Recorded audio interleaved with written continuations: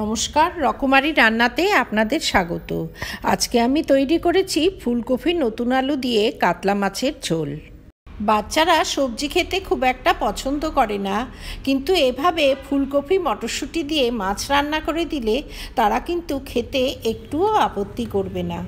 এখানে একটা মাঝারি সাইজের ফুলকপি, একটা নতুন আলু আর একখানা টমেটো নিয়ে নিয়েছি। সমস্ত সবজিগুলোকে কেটে ধুয়ে পরিষ্কার করে নিয়েছি। কাতলা মাছের ঝোল বানাবার জন্য এখানে নিয়ে নিয়েছি 5 পিস কাতলা মাছ। মাছটাকে পরিষ্কার করে ধুয়ে নিয়েছি। এবারেতে দিয়ে দিলাম আধা চামচ নুন ও আধা চামচ হলুদ। নুন আর হলুদ দিয়ে মাছটাকে খুব ভালো করে মেখে 10 মিনিট রেখে দেব। এখানে নিয়েছি 1 চামচ গোটা ধনে, 1 চামচ গোটা জিরে, 1 চামচ মৌরি, 4টে এলাচ আর একটা দারচিনি, 2টো তেজপাতাও নিয়ে নিলাম। এগুলো ড্রাই রোস্ট করে নেব। গ্যাসে কড়াই বসিয়ে সবার প্রথমে একটা ভাজা মশলা করে নেব। গ্যাসের ফ্লেম স্লো করে দিয়ে জিরে ধনে মৌরিটা খুব ভালোভাবে ভেজে নেব। ভাজতে ভাজতে যখন মশলার কালারটা চেঞ্জ হয়ে যাবে আর একটা সুন্দর গন্ধ বেরোবে, তখন এটা একটা মিক্সির ছোট জারে তুলে নিলাম। এবার এই ভাজা মশলাটা ঠান্ডা করে নিয়ে গুঁড়ো করে নেব। এরপরে ওই কড়াইতে দিয়ে দিলাম পর্যাপ্ত পরিমাণে সর্ষের তেল। এবারে কেটে রাখা ফুলকপিগুলো গরম তেলে ভেজে নেব। গ্যাসের ফ্লেম হাই করে কপিগুলোকে ভেজে নেব। আধা চামচ মতো নুন অ্যাড করে দিলাম।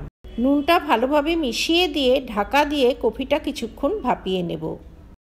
বেশ কিছুটা সময় কপিগুলোকে বেশ লালচে করে ভেজে নিয়েছি। এবার এগুলো একটা থালায় তুলে নিলাম। কপিগুলো ভেজে তুলে নেওয়ার পর ওই কড়াইতে আরও খানিকটা তেল অ্যাড করে দিলাম। তেলটা গরম হলে নুন হলুদ মাখানো মাছগুলো ওতে ভেজে নেব। সমস্ত মাছ উল্টে পাল্টে হালকা লালচে করে ভেজে একটা থালায় তুলে নিলাম। কপি ও মাছগুলো ভেজে একটা থালায় তুলে রেখে আলুগুলো এবারে ভেজে নেব। এতে আধা চামচ নুন অ্যাড করে দিলাম। এবারে হাই ফ্লেমে আলুগুলোকে কিছুটা সময় ভেজে নেব। সমস্ত আলুগুলোকে বেশ লালচে করে ভেজে একটা থালায় তুলে নিলাম। কড়াইতে আরও খানিকটা তেল অ্যাড করে দিলাম। তেলটা গরম হলে ফোড়ন দিলাম আধা চামচ সাদা জিরে ও জয়িত্রী। 2খানা জয়িত্রী অ্যাড করে ফোড়নটা কয়েক সেকেন্ড একটু ভেজে নেব। এরপর এতে গ্রেট করা পেঁয়াজ দিয়ে দিলাম। একটা মশলার পেস্ট বানাবো, তার জন্য নিয়েছি 1 ইঞ্চি পরিমাণ আদা, 4টে শুকনো লঙ্কা, একটা কাঁচা লঙ্কা, 3 চামচ টক দই অ্যাড করে একটা পেস্ট বানিয়ে নেব। একখানা কালো এলাচ 2 টুকরো করে অ্যাড করে দিলাম। গ্যাসের অন্যদিকে গ্রেট করা পেঁয়াজটা কিছুক্ষণ কষিয়ে নিয়ে এতে একটা কুচনো পেঁয়াজ অ্যাড করে দিলাম।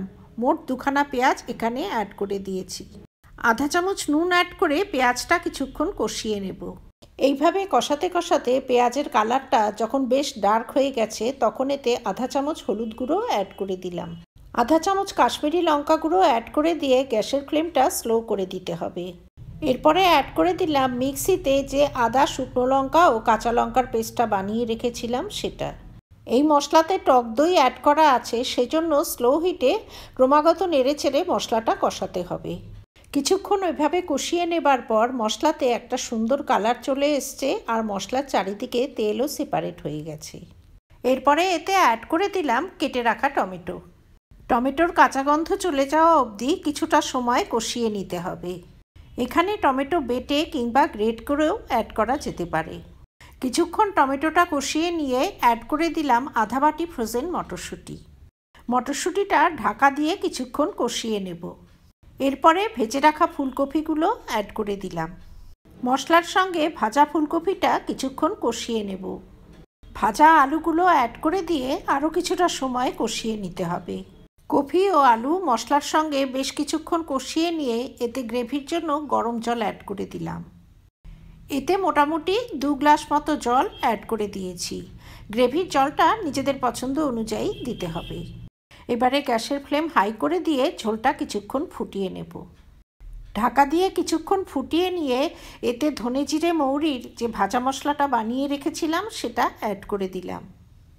পুরো ভাজা মশলাটা গ্রেভিতে ভালোভাবে মিশিয়ে দিয়ে এতে আধা চামচ নুন অ্যাড করে দিলাম। ভাজা মশলা ও নুন গ্রেভিতে ভালোভাবে মিশিয়ে দিয়ে ভেজে রাখা মাছগুলো একে একে অ্যাড করে দিলাম। ভাজা মাছগুলো গ্রেভিতে একটু ডুবিয়ে দিতে হবে। মাছগুলো গ্রেভিতে কিছুক্ষণ ফুটিয়ে নিয়ে কয়েকখানা কাঁচা লঙ্কা অ্যাড করে দিলাম। ঝোলে মাছ অ্যাড করার পর আর খুব বেশি সময় ফোটানোর প্রয়োজন নেই। এতে মাছ নরম হয়ে গেলে খেতে খুব একটা ভালো লাগবে না। এবারে গ্যাসের নব বন্ধ করে 5 মিনিট দিয়ে নেব স্ট্যান্ডিং টাইম। তারপরে এই গরম মাছের ঝোল আমি ভাতের সঙ্গে সার্ভ করে দেব। আমার এই রেসিপি যদি ভালো লাগে তবে ভিডিওটিতে লাইক করবেন, শেয়ার করবেন। ভবিষ্যতে আরও রেসিপির জন্য আমার চ্যানেলটি সাবস্ক্রাইব করার অনুরোধ রইল।